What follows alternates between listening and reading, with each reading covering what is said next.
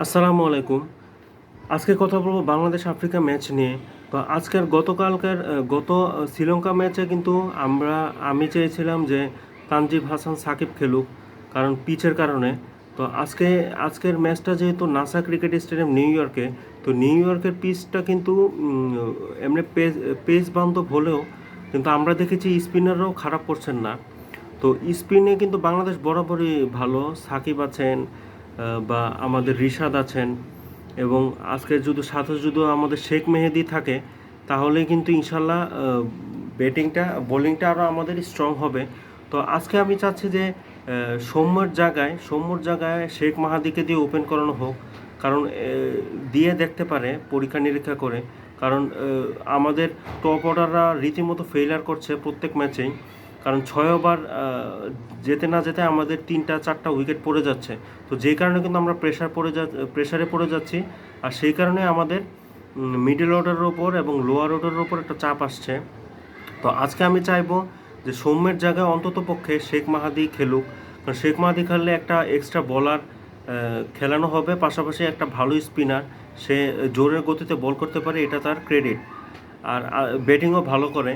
তো আজকে আমাদের এক্সপেকটেশনটা থাকবে যে মোটামুটি যদি আগে ব্যাট করে যদি 130 বা 40 রান করতে পারে, সেটা কিন্তু আমাদের জন্য হবে টার্গেট উইনিং পয়েন্ট বা অ্যাচিভিং মোমেন্ট।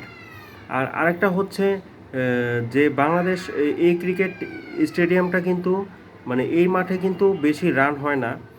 যেই এখানের মাঠে সম্ভবত কানাডাই করেছিল 137, আর এই মাঠের গড় স্কোর হচ্ছে আগে ব্যাট করে অ্যাভারেজ 103। কাজে বুঝতেই পারছেন যে এই মাঠে কতটা মানে মানে ব্যাটাররা স্ট্রাগল করে। আর আজকের ম্যাচে আমি চাইবো যে ইনশাল্লাহ বাংলাদেশ জিতুক এবং শেখ মেহেদি ইন করুক এবং সৌম্যকে বসিয়ে রাখা হোক। তো এটা আমার পার্সোনাল ওপিনিয়ন। তো আমি বলছি না যে এটা করুক, কিন্তু আমার মনে হচ্ছে যে এরকম করলে ইনশাল্লাহ একটা ভালো কিছু হবে, কারণ আফ্রিকার 5টা রাইট হ্যান্ড ব্যাটসম্যান এবং 2টা লেফট হ্যান্ড ব্যাটসম্যান।